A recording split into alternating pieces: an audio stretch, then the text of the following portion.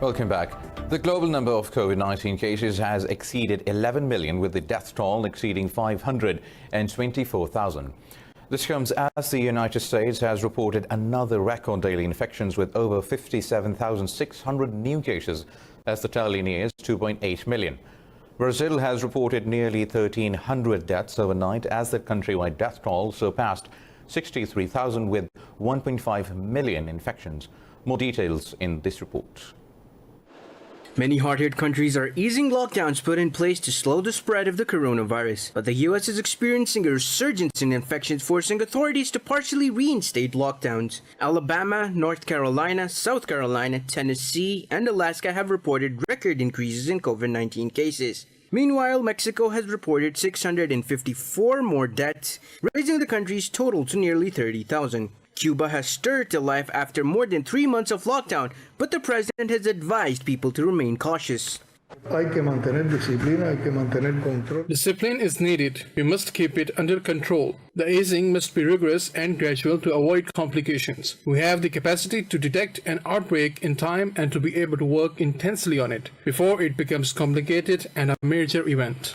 South Africa has reported its biggest increase in coronavirus infections in a day with 9,063 new cases, bringing the total to over 117,000. In the UK, pubs, restaurants, hairdressers, and cinemas are opening their doors for the first time in 3 months after a major relaxation of restrictions. The World Health Organization has urged countries hit by serious outbreaks to wake up to the realities on the ground and to take control of the pandemic. The UN body said it will soon get results from clinical trials of potential drugs that might be effective in treating COVID-19 patients. The group reviewed data from the Solidarity trial and agreed on the need for more trials to test different classes of therapeutics at different stages of the disease. Nearly 5,500 patients in 39 countries have so far been recruited into the Solidarity trial. We expect interim results within the next 2 weeks. While South Korea has reported 63 new coronavirus cases, continuing a weeks-long resurgence as new clusters pop up in various parts of the country. Meanwhile, India has recorded its biggest single-day surge in COVID-19 cases as over 22,700 people have tested positive for the virus in the past 24 hours. India's tally of infections has now crossed 648,000, making it the fourth worst hit country after the US, Brazil and Russia. India's health ministry said 442 people died overnight from coronavirus, raising the toll to 18,655. The ministry said 394,000 patients have recovered from the disease so far. It said the state of Maharashtra continues to be the worst affected state with over 192,000 coronavirus cases. In Pakistan, nearly 11,500 people have recovered from the new coronavirus in the past day, raising the tally to over 125,000. The health ministry said nearly 3,400 positive cases were reported overnight, bringing the total to over 225,000. The ministry said the countrywide death toll has surpassed 4,600, with 68 more fatalities in the past 24 hours. The ministry said more than 95,000 cases are active in the country. It said the province of Punjab reported the most new infections with more than 1,800 cases. The Sindh province reported nearly 1,500 infections, while the capital city of Islamabad registered 97 new cases. Indian troops have martyred one more youth in occupied Kashmir. The occupation forces martyred civilians during a cordon and search operation in Array area of the Kulgam district. Police said the operation is still underway in the area. The Indian forces killed 61 Kashmiri civilians in the month of June alone. Indian atrocities in the occupied territories have sharply increased despite the COVID-19 outbreak. The occupied valley has been under New Delhi's crushing curfew and communications blackout for the past 334 days. U.S. envoy Zalmay Khalilzad says he expects that the Taliban and the Kabul administration will overcome final hurdles on the path to intra-Afghan negotiations. In a series of tweets, Khalilzad said the Taliban recognize all Afghans will have to make compromises to draw investments in Afghanistan's future. Khalilzad said there is a possibility of co-investing in the Afghan projects to consolidate peace and unlock regional prosperity. He said the potential to amplify investment impacts in Afghanistan with like-minded partners is real. The envoy said the U.S. and Taliban agree that developing plans in support of peace can never start too early. Khalilzad has completed his tour of the region where he met top officials of Qatar, Pakistan and 5 Central Asian countries. Moving on, North Korea has ruled out dialogue with the United States ahead of an American envoy's visit to South Korea. Pyongyang's Vice Foreign Minister Choi Son-hui accused Washington of using the talks as a political tool, saying North Korea will not change its policy. In a statement, Choi said the negotiations will not work out between Washington and Pyongyang. Meanwhile, U.S. Deputy Secretary of State Stephen Biegun is set to visit South Korea next week to discuss stalled talks with North Korea. Earlier, South Korea urged U.S. President Donald Trump and North Korea's Supreme Leader Kim Jong-un to meet before the U.S. elections in November. Before the recent escalations in the Korean peninsula, Trump and Kim held 3 inconclusive summits between 2018 and 19. China has denounced Canada for criticizing Beijing's national security law for Hong Kong. In a statement, China's embassy in Ottawa said some Western countries, including Canada, are meddling in China's internal affairs. It said such moves are a violation of international law and basic norms of diplomatic relations. This comes after Canadian Prime Minister Justin Trudeau suspended an extradition treaty with Hong Kong in retaliation to the security law. China imposed the legislation this week despite protests in Hong Kong and criticism from Western nations. Beijing claims that the new law will safeguard security in the territory. Now, the United States has sent 2 aircraft carriers in the disputed South China Sea amid the ongoing Chinese military exercises in the controversial waters. In a statement, the U.S. Navy said USS Nimitz and the USS Ronald Reagan were carrying out operations to support a free and open Indo-Pacific. This comes after Beijing announced 5 days of drills last week, starting from July 1st near the Paracel Island, which are claimed by both Vietnam and China. Yesterday, Beijing and Washington accused each other of stoking tensions in the strategic waterway amid strained bilateral relations. Meanwhile, U.S. Secretary of State Mike Pompeo voiced support for the Philippines and Vietnam over highly provocative drills. Pompeo said Washington opposed Beijing's unlawful claims on the oil and gas-rich waters. Beijing claims 90% of the energy-rich waters, but Brunei, Malaysia, the Philippines, Taiwan and Vietnam also lay partial claims. In Japan, heavy rains have left at least 15 people dead and 9 missing in the southern Kyushu island. Authorities have ordered over 90,000 people to evacuate their homes after the rainfall caused landslides and massive floods. While the flooding of the Kuma River in Kumamoto Prefecture cut off homes and washed away a bridge. Prime Minister Shinzo Abe has urged people to be on maximum alert as heavy rains are predicted to continue until Sunday. He ordered 10,000 troops to be deployed after rescue services were overwhelmed with calls for help. Japan's Met Agency said such rainfall had never been seen before in the region. Moving on, Nigeria says it has killed scores of Boko Haram militants in multiple airstrikes in the Sambisa forest in northeastern state of Borno. In a statement, the military said the troops also destroyed the militants' meeting venue at Menyakare on the fringes of Sambisa forest. The statement said the operation was executed following a series of intelligence. It said the latest mission is the continuation of the air interdiction missions being conducted to unhinge the leadership of the terror group. The Sambisa forest is the largest training camp of the Boko Haram group in Nigeria. Since 2009, Boko Haram has been attacking northeastern Nigeria, extending its attacks to countries in the Lake Chad basin. Over to Mali, where 7 government soldiers have been killed in an ambush in the central Mopti region. In a statement, the Defense Ministry spokesman said the attack on an army patrol took place on the outskirts of Gwari village. The official said that another 2 soldiers were wounded and 3 missing. On Wednesday, suspected militants had raided the villages of Gwari, Jindo and Fangaduogo. The UN envoy in Mali, Mohamed Saleh Anadif, condemned the attacks. He said the attacks were aggravating the security and the humanitarian crisis. In Mexico, the military has killed 12 alleged drug cartel members in the violence-stricken border city of Nuevo Laredo. Tamaulipas state security officials said gunmen wearing military-style uniforms attacked soldiers in a neighborhood near the airport.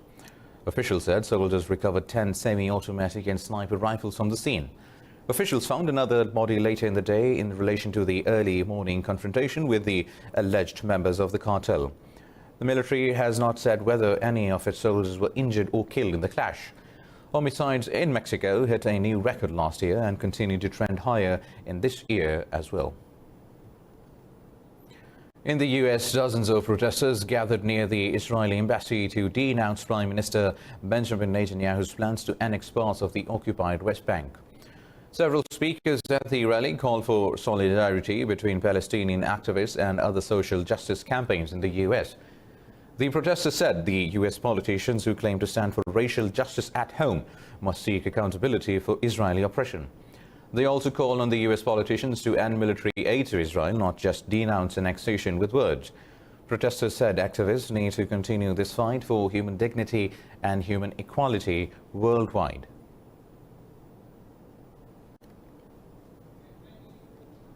More news to come after a short break. Stay tuned.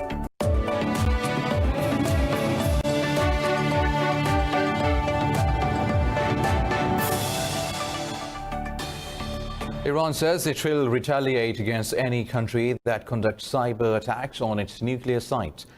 The remarks come after a fire incident at the country's Natanz plant, which some local officials believe could have been caused by cyber sabotage. In an interview, the head of civilian defense, Ghulam Raza Jalali, said the cause of the incident at the nuclear site had been determined. But he said due to security considerations, it would be announced at a convenient time later. Jalali said responding to cyber attacks is part of the country's defense might. Earlier, 2 Iranian officials said Israel could have been behind the cyber attack on the Natanz nuclear site. The Natanz uranium enrichment site is one of several Iranian facilities monitored by the inspectors of the IAEA. Pakistan has announced to reopen 4 border points with Iran from Sunday. The Interior Ministry said crossings at Gabd, Mand, Katagar and Chegdi borders points will be opened. The ministry said the border points will remain open 7 days a week in the light of decision taken by the National Command and Operations Center. The border points will be opened only for trade as per the mutually agreed understanding between both countries. The ministry said unlimited number of trucks will be allowed to cross while ensuring all COVID-19 related standard operating procedures and protocols. Turkey says it has killed 3 militants of the Kurdistan Workers Party during Operation Claw Tiger in northern Iraq. The National Defense Ministry said weapons, explosives and ammunition were seized in the operation by Turkish security forces. The ministry said Turkey will continue to destroy weapons caches and shelters used by the terrorists. It said over 400 Kurdish militants have been killed in northern Iraq over the past 5 months. State media said PKK militants often use northern Iraq to plan cross-border terrorist attacks in Turkey. Turkey holds the PKK responsible for the deaths of some 40,000 people in a 30-year terror campaign. Turkish Defense Minister Hulusi Akar has visited Libya to boost cooperation between the 2 countries. Chief of General Staff General Yasser Güler also accompanied the minister. The 2 Turkish officials visited the Defense Security Cooperation and Training Assistance Advisory Command. Earlier, President Tayyip Erdogan said Turkey will continue to hold determined talks with the UN-backed government of Libya. Meanwhile, Russia has decided to reopen its embassy in Libya with its head temporarily based in neighboring Tunisia. Speaking at a meeting with the Speaker of Libya's Eastern Parliament, Foreign Minister Sergei Lavrov called for a cessation of hostilities in Libya. He said Moscow's embassy in Libya will be headed by Charge d'Affaires Jamshed Boltaev.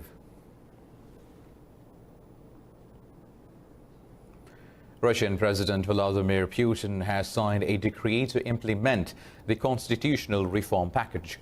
This comes after 78% of votes casted in favor of the constitutional amendments in this week's referendum. The Kremlin said the amendments have become effective from today. Earlier, Russia's Central Election Commission certified the results of the referendum held between June 25th and July 1st on 206 constitutional amendments. The reforms have paved way for Putin to stay in power until 2036, as he won the right to run for presidential office for 2 more terms. In the United States, an 8-year-old minor has been killed while 3 others were wounded in a shooting at an Alabama shopping mall.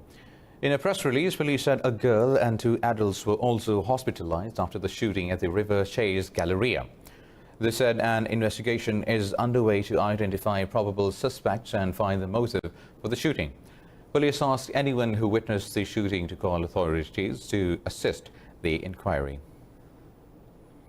U.S. President Donald Trump has lashed out at the recent racial equality demonstrations at the July 4th rally at Mount Rushmore in South Dakota. President Trump said the angry mobs were running a merciless campaign to wipe out American history. Trump said the protesters who tore down statues of Confederate leaders were defaming American heroes and indoctrinating young children. He said his administration will not abolish the police or the Second Amendment, saying left-wing was trying to overthrow the American Revolution. Trump said the radical view of American history was getting rid of perspective and disfiguring American history beyond recognition.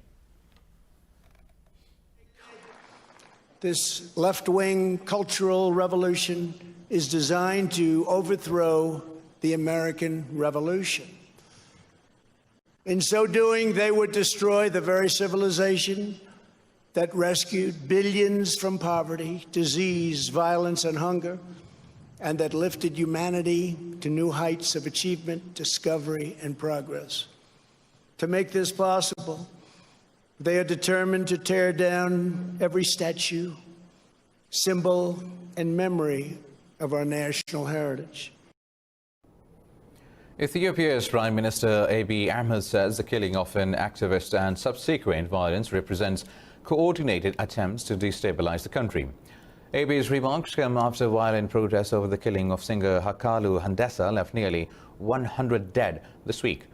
Speaking at a meeting with the state officials, Abiy promised to hold to account those directly involved as well as those that are pulling the strings. Hundessa, a member of the Oromo ethnic group, was shot dead in the capital Addis Ababa on Monday. Protests immediately broke out in the city and the surrounding Oromia region. On Thursday, officials said 97 people have been killed by security forces in inter-ethnic clashes. 2 suicides in Lebanon have sparked a new wave of criticism over the government's mishandling of the economic crisis. Dozens of people laid flowers on a main Beirut street where a man killed himself. A local official said an elderly man shot himself in the head in the capital's busy Hamra district. A relative of the man blamed the country's rulers for the hardship that led to his death. In a second suicide, a van driver apparently hung himself near the southern city of Sidon.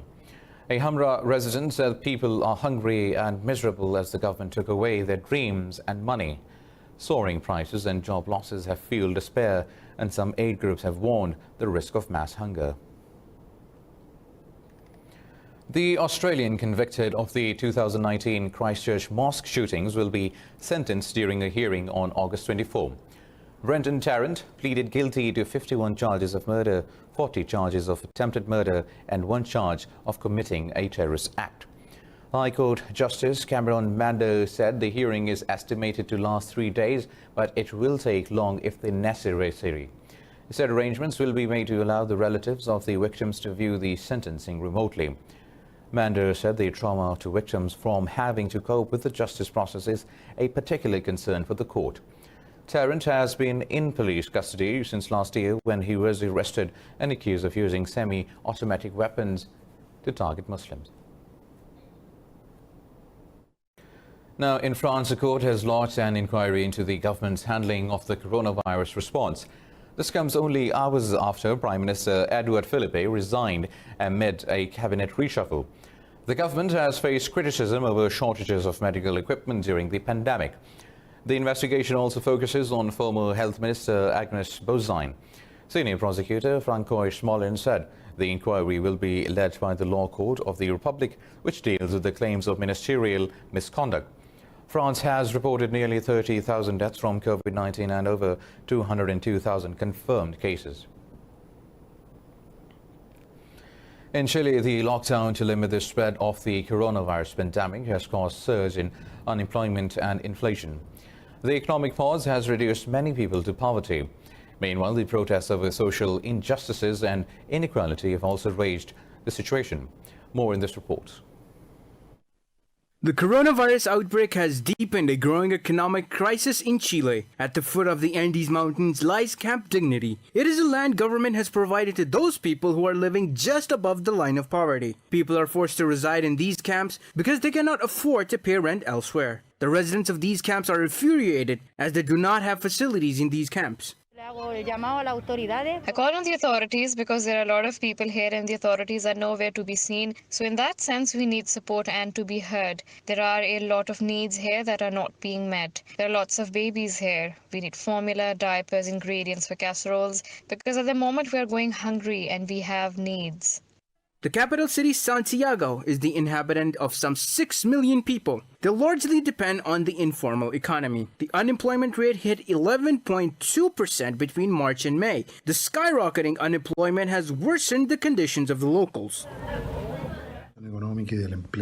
The economic and employment recovery will be slow. Chile is based on a service economy. These services have been largely suspended, and therefore there is a substantial loss of the total number of jobs in the economy, and therefore the source of income for a large number of people, which we cannot yet quantify, but which we estimate will be of a great magnitude. According to the national statistics of Chile, people working in the commerce, accommodation, food services, and construction sectors are the worst affected. The pandemic has claimed more than 6,000 lives in the country, with more than 288,000 infection cases so far. More news to come after a short break. Stay tuned.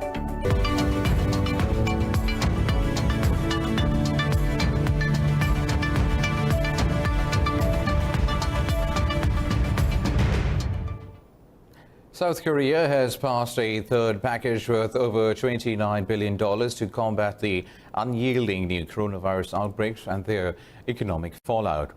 The National Assembly passed the latest response budget with the support of 179 out of the 187 lawmakers.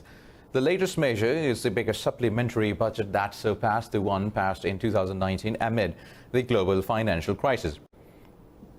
The chamber passed the first two virus response budgets in March and April, as the economy contracted by 1.3% in the January to March period. South Korea has reported 63 new daily coronavirus infections in a day, the most in 2 weeks, as the country's total cases rose to over 13,000.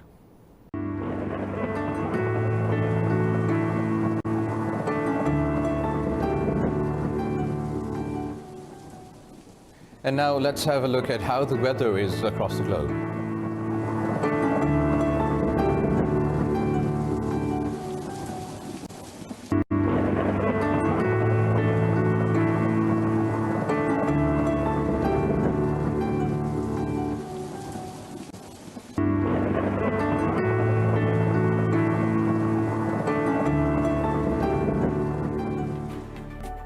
That's all for now. For the latest updates, you can follow us on social media at indus.news. Take care.